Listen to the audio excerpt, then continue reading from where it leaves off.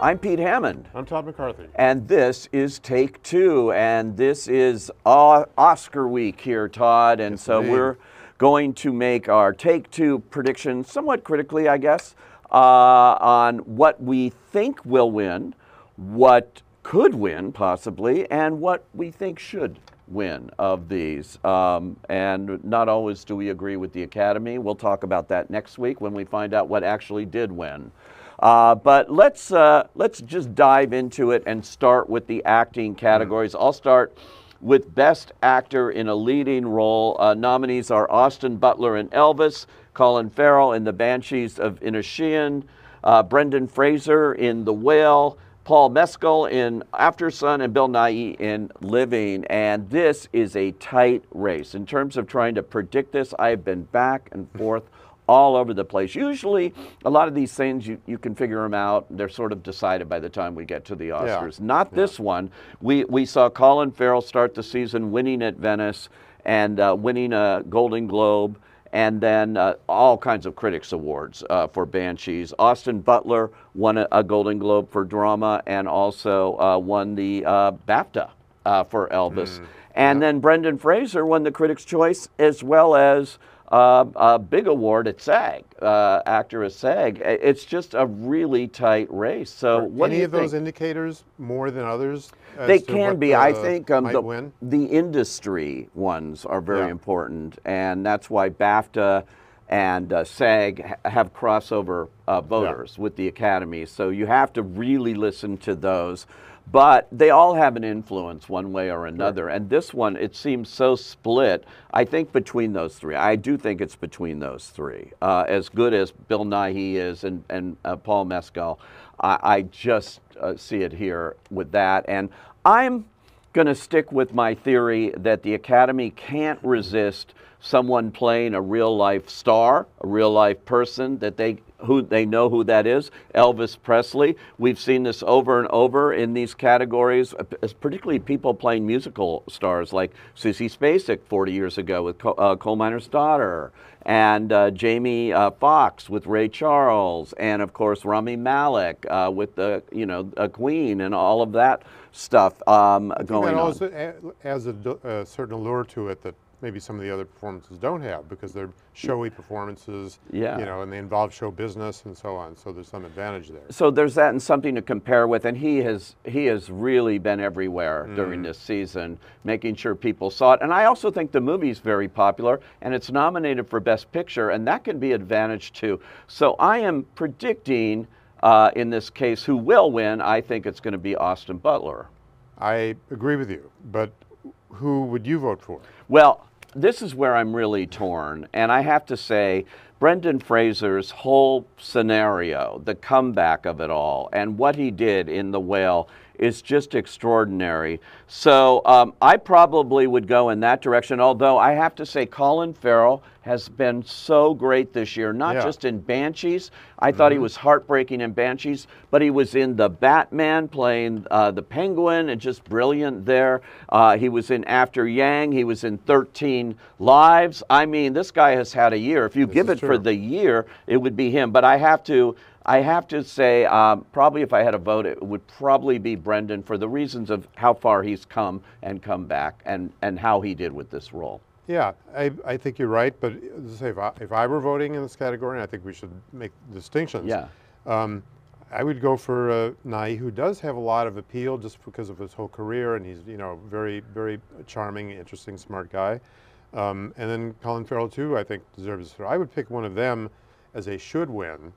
Right. Above the Elvis. I just don't like the Elvis film very much. So I'm not too keen on that. But, although when we reviewed it, when we talked about it, you did have nice things to say about Austin. Look, he does a really good job. There's no doubt about that. No, I wouldn't deny anything. But just in terms of a really great performance, for me, I would probably vote for Colin Farrell, but on a given day I could go for him or Bill Nighy. Yeah, it's interesting in that regard. And Bill Nighy is so great in Living, a guy who knows he's dying and goes out and really decides to live. It's interesting to compare the other nominee in this category, who was a bit of a surprise getting nominated, Paul Mescal, in Aftersun, that film's only nomination.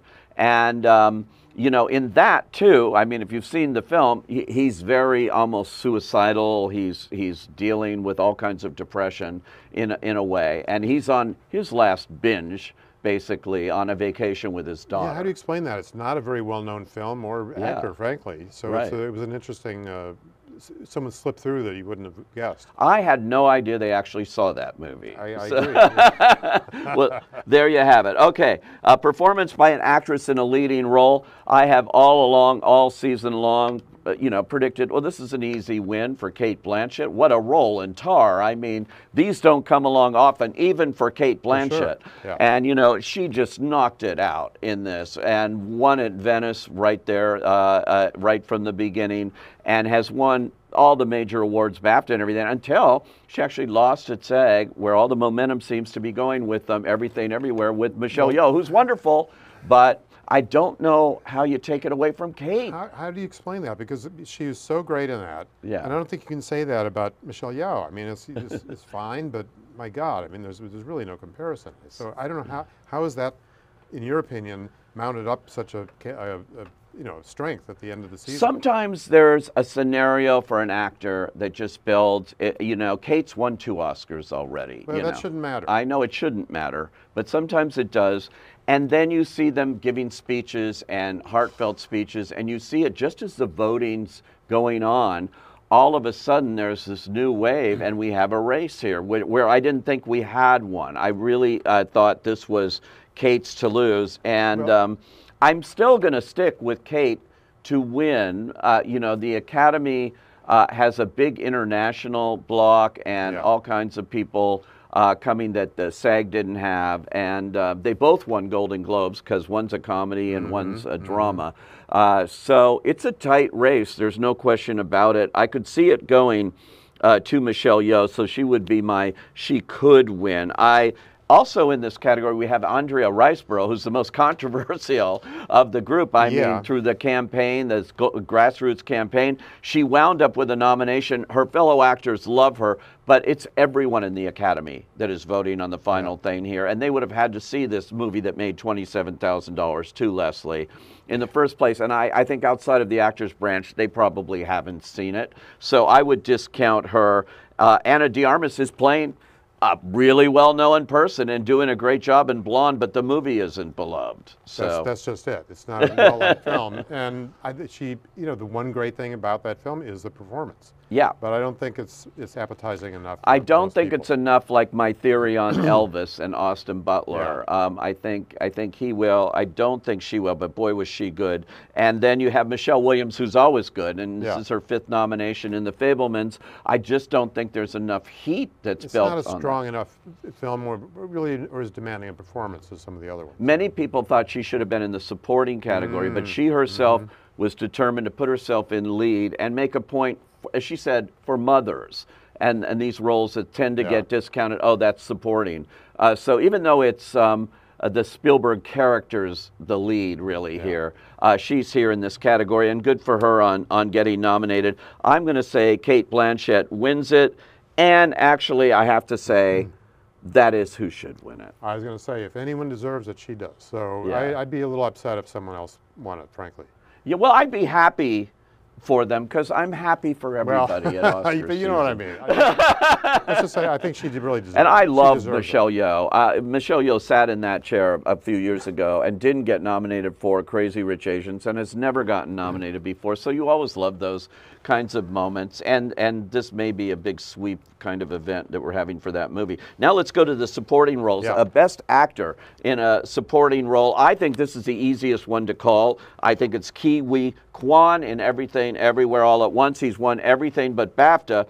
The BAFTA went to Barry Keoghan, who is British, in The Banshees of Inisherin. That really surprised me. Not that he's not great, he is, but he's opposite his co-star, Brendan Gleeson, who has a much showier role in that movie. And somehow that came out of you know, from behind the pack a little bit. Yeah, his nomination. People weren't talking about him initially, and then suddenly he moved forward. Isn't that interesting? And then he beat his co-star there. That rarely happens. They tend to cancel each other out. Then we have Judd Hirsch for what is basically a cameo in The Fabelmans. He's wonderful, no question about it. but it's a couple of scenes. So I would be really surprised. I don't think that. At 87 years old, though, he more power to Judd Hirsch getting into the Oscar race again, 42 years after the only other time he's been nominated for Ordinary People. And then Brian Tyree Henry, when I saw Causeway, I thought this guy was just great. Really, really good. I'm happy they found it. They sought it out. It's its only nomination. It's on Apple. I didn't think he might get nominated because it's not as high profile, but boy, was he good. You know, I think enough people saw it and realized that. I don't think he's going to win, but it kind of poises him. You know, now he's really in the big time, and he'll go, you know, has a lot of great performances ahead of him. Yeah, you think an Oscar nomination, at the very least, can really take an actor to another level. Oh, yeah. I mean, now you see him on billboards all over town. Right. He's very likable, and you say, oh, yeah, that was the guy in Atlanta or whatever. It's all coming together for him. Right. So he was also the best thing this year about Bullet Train with Brad Pitt. He was great. Stole that movie. So I think he's made his mark now, and the future is unlimited for him. But you are predicting who to win here? Oh, for a supporting actor, I would.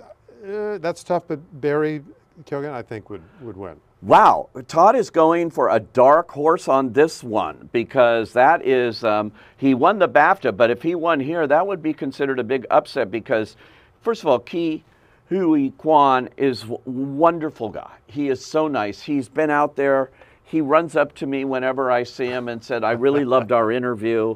I mean, he's just so nice.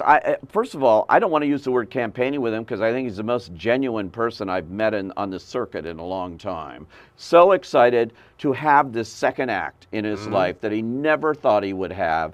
Literally, he called the producer at one point and said, am I any good in this movie? He was, you know, he was desperate almost. You know, he didn't tell his family that he got the role, and he shot the whole movie with only his wife knowing. Why was that? He was nervous that he'd let them down and that he would have gotten fired in the first week. That's what he told me. So it's really interesting. I am rooting for this guy, so I am predicting he's going to win, and he is the one that I would vote for too. I thought he was terrific in the movie as well. Well, you have your finger on the pulse, unlike anyone else. So do you think there is that feeling in his direction that's happening? Yeah, because he literally won every award you could possibly win except BAFTA, where your guy, Barry Keoghan, stole it. And, you know, and that was on his home turf, so I'm going to say, okay, yeah, sure, won there. And in supporting actress, which we're going to talk about now, who do you want, though, in this? You want Barry, or who do you want? I'd be perfectly happy with him, and then, I would go with him. Okay, so that's who should win, according to Todd. Now, on supporting actress, we have Barry Keoghan and Brendan Gleeson's co-star. On the female side here, Kerry Condon, who's just wonderful in The Banshees of Inisherin. And she's had, you know, her name in lights almost since that film was first shown. I mean, you know, she's just a standout. It's like, it's not her story, but boy, does she command the Mm-hmm. screen when she's on Little it. by little, as she appears in certain scenes, she really did a great job. That is the classic definition of a great supporting performance. You know, sometimes they squeeze these lead roles into supporting, and you know, it's she wasn't really known particularly before this. I mean, she certainly never had her name in lights this way before. She's done a lot of work with Martin McDonagh, and so there's that. And she won the BAFTA award, but again, she's, you know, that's her home turf. I think she's a spoiler here. She falls into my category of could win. I could see that if the two veterans in the category who have been in this business for decades, Angela Bassett in Black Panther, Wakanda Forever, and Jamie Lee Curtis in Everything Everywhere All at Once as this crazy accountant, all the hot dog fingers, everything, a wild role for Jamie Lee. She's been around forever. She's from Hollywood, you know, Tony Curtis, Janet Leigh. She's got this scenario. Her speeches have been great, and she won at SAG. And that was interesting because Angela Bassett was moving along, winning. That's the way it felt, for sure. Golden Globes, Critics' Choice, and stuff, and suddenly got stopped at BAFTA by Kerry Condon and got stopped at SAG by Jamie Lee Curtis, and that is interesting. I think the problem with Angela Bassett, who's wonderful in this movie, is that it's a Marvel movie. And no actor has ever won from a Marvel movie. I thought she'd be the first. She was getting a lot of publicity. She'll be the first to win.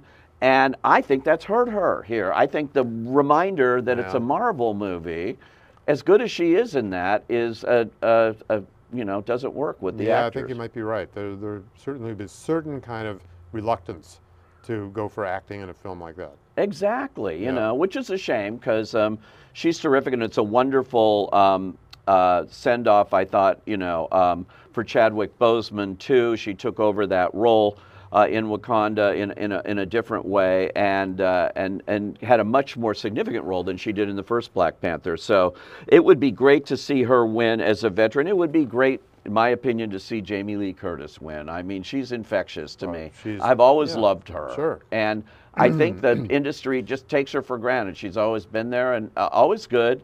And gets this role in a movie that's just steamrolling through award season. But how powerful, you've been covering the Oscars for so long, how powerful is the notion that someone who has been around that long, who comes from a show business family, who's well known in town, how much does that count for something like this? Well, I think she's reached a certain point in her career. I know. And everyone knows her and so on. Yeah, so, well, I would point an example years ago.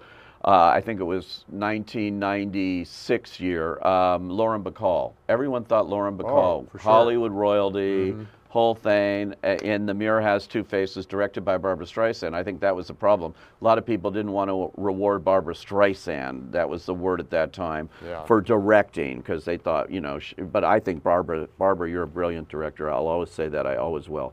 But here's the thing, she lost. It was a shocker. Everyone thought she'd win. She'd won all the precursor awards, SAG, Golden Globes, everything. But then you don't know whether she, lost by 2 votes or, by 100 votes. Juliette Binoche won because she was in The English Patient, which swept the Oscars that year. So that on their ballot, they did that. Who's going to benefit from that this year? Oddly enough, it's Jamie Lee Curtis because she's in a Best Picture nominee here, or Kerry Condon, because that's nominated for Best Picture too. And I think, when I say she could win, she's the dark horse, I think Jamie Lee Curtis will win. Originally, on my first round of predictions, I thought Angela Bassett would win. That's why this has swung back and forth for me.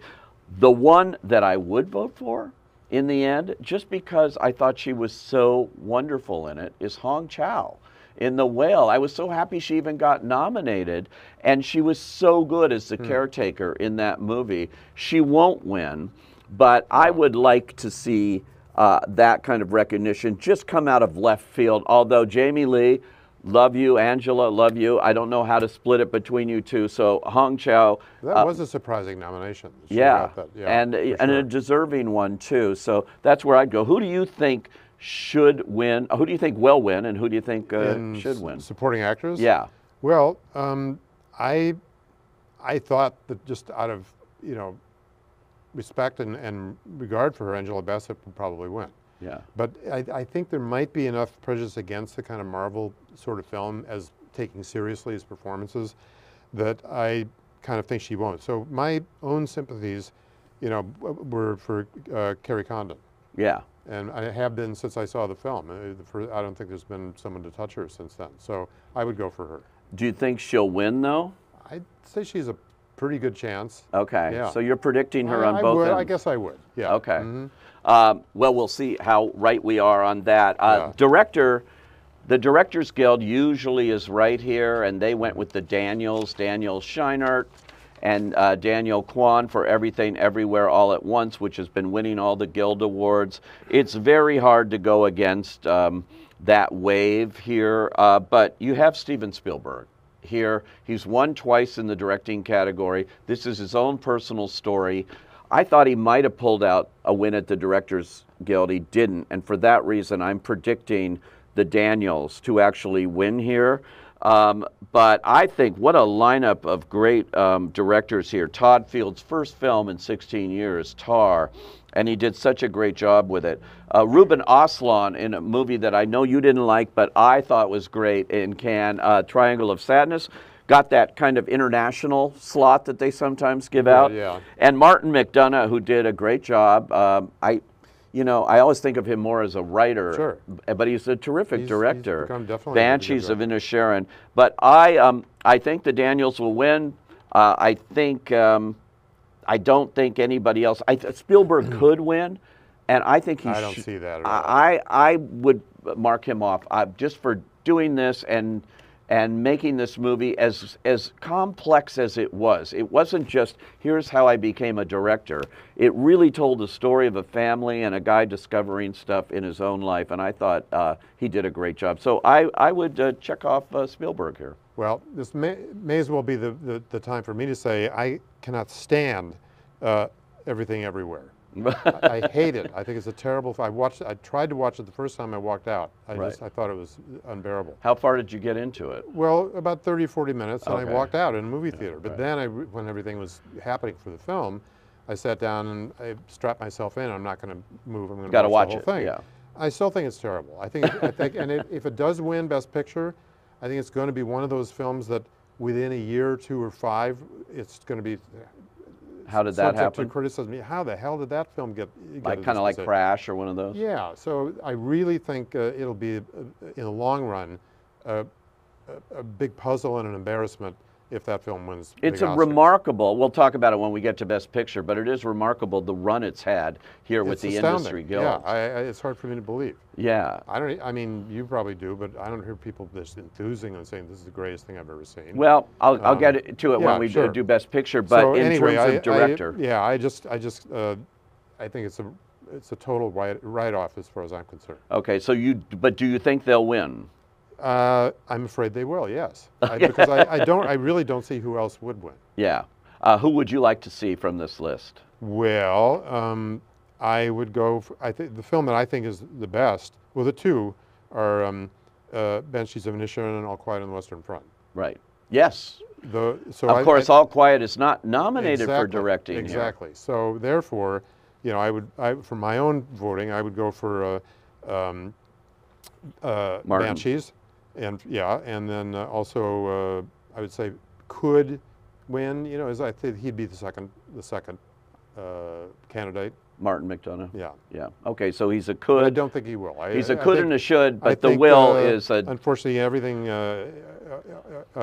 everywhere is going to probably sweep the top categories. Yeah. Of acting. I mean, I'm sorry, of picture and director and so on. Right. So I don't see anyone else getting in there. But I think it's in the long run. Even in the short run, for 2 or 3 years from now, it's going to be seen as some kind of embarrassment. It's like, what the hell were they drinking that? So, interesting prediction. We'll talk a little more when we get to picture, but right before we do picture, the screenplays. I always think the writers get underappreciated. Here we have a lot of directors who also wrote their own screenplays. Adapted screenplay, we do have All Quiet on the Western Front in this category. Edward Berger, Leslie Patterson, and Ian Stokell. Then you have Rian Johnson with Glass Onion, a Knives Out mystery. He was nominated in this in the original category for Knives Out. Yeah. And so he's back. That's the only nomination for that film. The great Kazuo Ishiguro, who's a Nobel Prize winner, wanted to remake Kurosawa's Ikiru, and he did a great job with Living. He's nominated. The crew from Top Gun Maverick, 36 years later, turning that into really, I think that's a tough job, and they did a good job, but you wouldn't expect to find them in the writing category. No one was like quoting the dialogue. You know where you quote the dialogue, though, from the first Top Gun, the need, I got the need for speed. You know, you never forget some of those lines. Maybe that should have been nominated 36 years ago. And then Women Talking, screenplay by Sarah Polley. It just won the Writers Guild Award and over the weekend, and it also won the USC Scripter Award, which goes to adapted screenplays as well. I thought she did an exceptional job adapting this. However, the BAFTA winner was All Quiet on the Western Front, and I have a feeling that they're really going to like that movie, and they may that may benefit that movie in screenplay. So I'm predicting that will win. However, I do think Women Talking could win, and I think it should win. I thought she did a great job, and here I have to just honor that movie in some way and write with the script and what Sarah Polley did with it. I'm rooting for her in this category. Well, the film is nothing but talk. I mean, really. Great dialogue. Well, perhaps, but you know, I'm not a terrific fan of the film, but I would have to say that the writing is nothing but writing. I mean, it's that's all the film is. So I think that. Well, it's cinematic. I think the way she shot it. Yeah, sure. It's nicely made, but I think it's predominantly dialogue driven. Right, and, of course. with very good actresses in it and so on. Yeah. So I have a feeling that that's going to sneak in and win. And win over All Quiet on the Western Front. I think so. Now, if it were up to me, I mean, what should win? I would say absolutely All Quiet on the Western Front. You do think that, yeah? Yeah, absolutely. That's a remake of a Best Picture winner in 1930, yeah, but from the German point of view. Yeah. Well, that makes it even more fascinating. And the more I think about it, the more impressive that film is to me. I mean, I think it's surprising in a way that it got made now, and you know, it's a remake and so on. But they did just a fantastic job with it. I don't know anyone who's seen that film that was not kind of wowed by it. Yeah. So I would go for adapted screen. I do think Sarah Polley will win. Yeah. I don't think she really deserves it, but I've liked her all her career and so on. But I just think I don't know. I think All the Quiet is certainly superior. Okay. Well, I'm the opposite of you in this. I think All Quiet will win, but I think Sarah Polley should win. So that's that's it. Original screenplay. What a lineup. The Banshees of Inisherin, Martin McDonagh, Everything All at Once, the Daniels, The Fabelmans, Steven Spielberg's very first Oscar nomination as a writer with Tony Kushner. Well, but how many writing credits has he had? I don't know, but this is not much. Yeah. But so he's doing well percentage-wise of his writing. Todd Field for Tar, his first film in 16 years. And Ruben Östlund for Triangle of Sadness. Who say you will win here? Well, I'm afraid that Everything Everywhere is going to win this. I think so, because it's perceived as an original screenplay. Yeah. Well, Banshees is certainly original. I mean, well, they're all original, but I mean, it defines the word. It's a different type of film. There's no doubt about that. Yeah. But I still think, from a writer's writing point of view, Banshees is the one that should win. Yeah. And it might, but I do think, you know, everything is going to kind of sweep some of the major awards. So I have a feeling it will go there. And I think who should win? I think Banshees should win. Well, he's a terrific writer. Yeah, there's no doubt about that. And he had actors who were brilliant, you know, giving the dialogue. So I think it'll be unfortunate if it doesn't win. But I agree with you. I think it could win. It would be in my could category. Yeah. I definitely think the Daniels will win for Everything Everywhere. But I... well, maybe this is as good a time as any to ask why and how did this film become such a big deal? I mean, it's a kind of off-the-charts film coming into the game. Yeah. All right. Well, let's get into become in the top 1, 2, 3 categories of possible winners. It is. You know, Oscar winners. Let's get into the Best Picture category, because you're going to kill me when I say what I would have voted for is Triangle of Sadness by Ruben Östlund. I just thought, now that's an original movie to me, an original screenplay, and I would have liked to have seen him get some recognition. But he got it at Cannes, where it won the Palme d'Or, so that's good. It did. So let's look at the 10 nominees for Best Picture.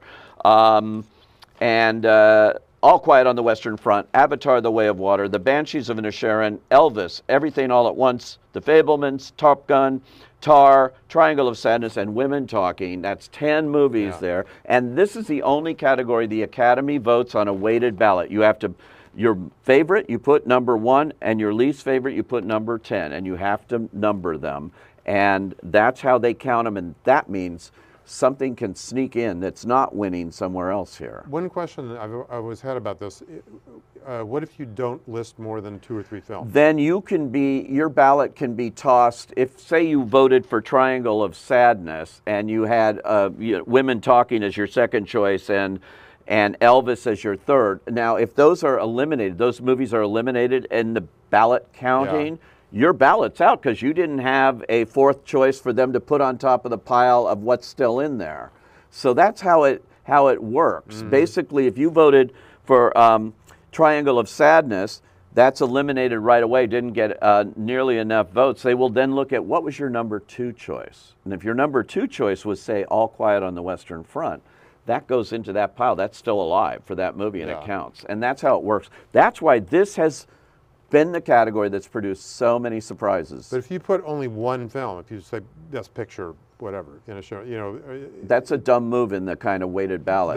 That's what I was getting at. Yeah. So I don't know how many people actually fill out the whole list. Well, a lot of people, they don't understand the voting system, and I think they think, well, I don't want to mention any other movie because I don't want to help it. Yeah. Well, you're also really betting 1 out of 10. You're betting that you got it. You're cheating your own choice. Yeah. Yeah. So I would never recommend that. What do you think will win the Best Picture of the Year this year? Keeping in mind how they count these ballots, so it's not straight up and down Well, like the others. what's going to win Best Picture? Yeah. Oh, I think I have almost no doubt that Anything Everywhere is going to win. Yeah. At this point, the momentum has just reached a certain peak that I don't smell, I don't feel any other film getting. There's 4 films that have won all 4 guilds before in history. All 4 of them won Best Picture. But to be honest, I think, in short order, it's going to stand as one of those films that people are going to say, how the hell did that film get in? Right. Along with 2 or 3 others that we've seen recently. Yeah. That people don't even talk about anymore. To me, it's a freak occurrence. Okay, so that got in. If it defies the odds and doesn't win, what do you think could win here? Which movie might be? I think in the long run, I think All Quiet will be the most remembered film, or and considered perhaps the best film of the year. So yeah, I would answer with that. And what would be your choice in this category? It would be that, followed by EO, which isn't nominated. No, it isn't. But I'm just telling you that in general sense. Yeah. So All Quiet is right up there. Yeah. That's it. Yeah. Okay. Well, I think, and I have gone on record here, I am way out on a limb. I am actually predicting that All Quiet on the Western Front will win. I would be really thrilled if that happened. Here's why. I have a theory on this. It's because the Academy's weighting voting system for Best Picture is designed to get a consensus choice within the Academy. There is a lot of talk that Everything Everywhere All at Once, is so popular among certain factions, the younger faction. Yeah. The older faction, not so much. Does that make a consensus? I'm not so sure it does. I think it will be getting probably the most #1 votes, and it would win on a straight up and down. But I think it's going to get a lot of 7s, 8s, 9s by those audiences like you that maybe didn't love it or didn't get it. Maybe appreciate it but didn't get it. And I think that could hurt it. This has happened time and time again. This happened with La La Land and Moonlight. And that's how Moonlight won. It was more liked. And so we're looking for a movie that also has gravitas with the war in Ukraine and everything else, All Quiet on the Western Front. Its time seems right. It won at BAFTA. It won 7 BAFTA awards. Everything All at Once, which was up for 10, won 1 for editing.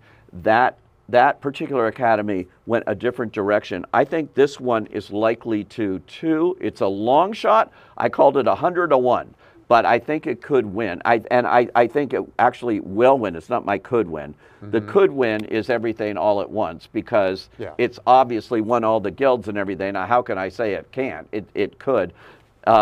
My choice here, wow, I really like all these films, but my choice, what I would vote for saving the industry and for being such a good movie 36 years after the fact, is Top Gun Maverick. I still thought that, and that was emotional, and I really like that film. So you could easily see that film, Top Gun, not winning a single thing until Best Picture, and it would just get that. With this voting system. So that's what you would vote.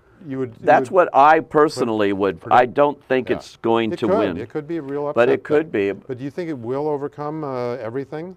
Well, it depends what your #2 vote is, and I don't know anybody that doesn't like Top Gun. So that's what you look for here. That's an important issue. If people have it like 3rd, 4th, they could. What I found, and another reason I went with All Quiet on the Western Front, and I waited until it started really doing well, but I talked to a lot of Academy members, and they all pointed that movie. Wow, that's a really good movie. Everyone I talked to, and I'm going like, there's something going on here. And I thought that even before they had the short list for Oscars, when it led the short list. So look, I know everyone thinks I'm nuts, but that's the one I think could sneak it out and actually will win. Yeah, it's interesting. Yeah. When did the film? When I first heard about the film, I said, "Oh, another All Quiet on the Western Front. That's odd." And it kind of snuck in in a quiet way. Very quiet. And then Netflix wasn't even pushing it. No, that's just it. I didn't think it was even going to be in the mix. I know. Well, they were pushing Bardo, and they were pushing, you know, White Noise, and they had other movies they thought might be by far. And this one came in, and suddenly they started showing it, and people started responding to it. No Best Picture winner that has been remade has ever won. The remake has never won. It would break so much precedent on down the line. And that's what's so fun about this. I do think it'll win Best International Film no matter what. And voters may think, well, that's enough. But I think it will win there. And I think Pinocchio will win animation in a walk. I think there's no doubt about that. Yeah, that certainly is true. Are there any other categories you think? Well, documentary features always interesting. I'm saying will win and should win is Fire of Love, the volcano movie. Which I thought was pretty extraordinary. Actually, go ahead. What should have won was Goodnight Oppie, but they didn't nominate it. So you know, there we are. So you think in documentary, you don't think Navalny will win? I do think that's got a real possibility, and that could win because it won at BAFTA and it won at the PGA. And what could be more topical? And that's very topical too. But I do think there's something about Fire of Love that might have appeal beyond, you know, that. So I'm going to stick with Fire of Love, which, by the way, they just announced they're going to do a narrative version of it, and that's interesting. I think the one thing, if you want to win your Oscar pool, don't bet against Avatar in special effects. I don't see how that could lose. You know, no question. That's your special effects winner. One category I'm curious about. Now, Cate Blanchett's won tons of awards in her life. Do you think there's any chance that she might be overtaken by someone else? Yeah, well, like I said, she could be easily overtaken by Michelle Yeoh. Think easily? Yeah. Oh yeah, because Michelle Yeoh's built the momentum at the right time here. Yeah, I saw part of Cate Blanchett's performance the other night again. Just someone else was watching it, and I was drawn to it again. Such an extraordinary performance. I think it would be almost blasphemous if she didn't win. Right. You know, because it's a stupendous performance, and the film really is very interesting on a second viewing too. Well, so I mean, it just struck me again how terrific she was. That's all. That's going to be our final word, Todd, for Cate Blanchett out there. The great Kate, she's going after the other Kate's record of 4 Oscar wins, Kate Hepburn. We'll see what happens there. I'm Pete Hammond. Todd McCarthy. And this has been Take Two.